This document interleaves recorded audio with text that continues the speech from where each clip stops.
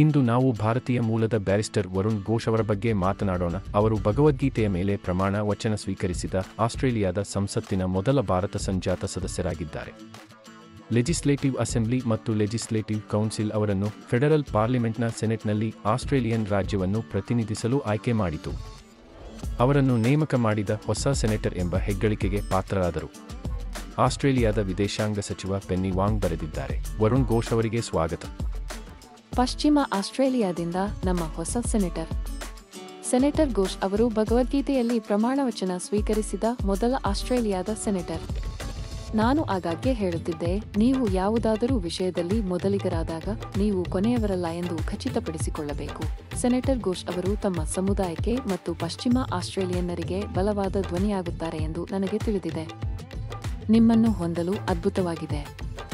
Labour senate ತಂಡದಲ್ಲಿ ಆಸ್ಟ್ರೇಲಿಯಾದ ಪ್ರಧಾನಮಂತ್ರಿ ಆಂಥೋನಿ ಅಲ್ಬನೀಸ್ ಕೂಡ ಘೋಷ್ ಅವರನ್ನು ಸ್ವಾಗತಿಸಿದರು.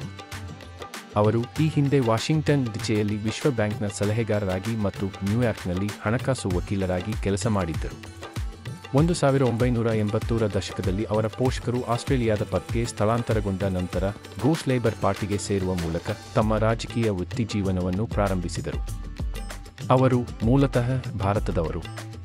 ಘೋಷ್ ಅವರು ಆಸ್ಟ್ರೇಲಿಯನ್ ಲೇಬರ್ ಪಾರ್ಟಿಯ ಪಟ್ಟಿಯಲ್ಲಿ 5ನೇ ಸ್ಥಾನ ಪಡೆದಿದ್ದರೂ ಸಹ 2019ರ ಫೆಡರಲ್ ಚುನಾವಣೆಯಲ್ಲಿ ಪಶ್ಚಿಮ ಆಸ್ಟ್ರೇಲಿಯಾದಲ್ಲಿ ಸೆನೆಟ್ ಸ್ಥಾನವನ್ನು ಗೆಲ್ಲಲಿಲ್ಲ. 2015ರಲ್ಲಿ ಅವರು ಆಸ್ಟ್ರೇಲಿಯಾಕ್ಕೆ ಹಿಂತಿರುಗಿದರು ಮತ್ತು ಕಿಂಗ್ವುಡ್ ಮಲ್ಲೆಸನ್ನಲ್ಲಿ ಕೆಲಸ ಮಾಡಲು ಪ್ರಾರಂಭಿಸಿದರು. ಅಲ್ಲಿ ಅವರು ಬ್ಯಾಂಕ್ಗಳು, ಸಂಪನ್ಮೂಲ ವ್ಯವಹಾರಗಳು ಮತ್ತು ಕಟ್ಟಡ ಸಂಸ್ಥೆಗಳಿಗೆ ಕಾನೂನು ಪ್ರಕರಣಗಳನ್ನು ನಿರ್ವಹಿಸಿದರು.